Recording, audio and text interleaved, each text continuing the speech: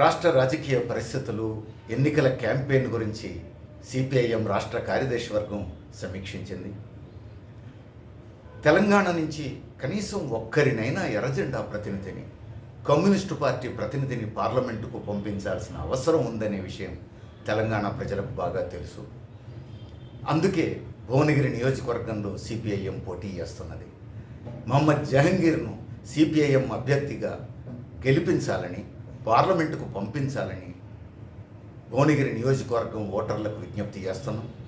మిగిలిన 16 నియోజకవర్గాలలో బీజేపీని ఓడించేందుకు ఇండియా కూటమిలో భాగంగా ఉన్న కాంగ్రెస్కు ఓటేయాలని కూడా రాష్ట్ర ప్రజానీకానికి పిలుపునిస్తున్నాం. దేశంలో మోడీ అధికారంలోకి వచ్చిన తర్వాత చేసినటువంటి ఘనకార్యాలు మామూలు కాదు.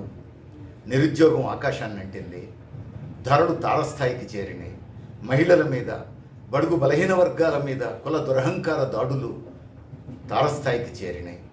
వీటితో పాటు ఉన్న రిజర్వేషన్లను ఎత్తేసేందుకు ప్రయత్నం చేస్తున్నారు. కుల గణనకు కూడా సిద్ధంగా లేరు. ఇట్లాంటి వాళ్లకు తెలంగాణలో ఓటడిగేటువంటి హక్కు లేదు.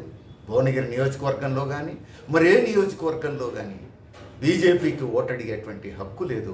అందుకే బీజేపీకి గతంలో వచ్చిన ఓట్లు కూడా రాకుండా చూడాలని, అట్లానే ఒక్క స్థానంలో కూడా బీజేపీ గెలవకుండా చూడాలని, తద్వారా మన రాజ్యాంగంలోని కీలకమైనటువంటి ప్రజాస్వామ్యం, లౌకిక విలువలను కాపాడుకోవాలని, మోడీ నియంతృత్వ పోకడలకు ఫుల్ స్టాప్ పెట్టాలని సిపిఐఎం పిలుపునిస్తున్నది.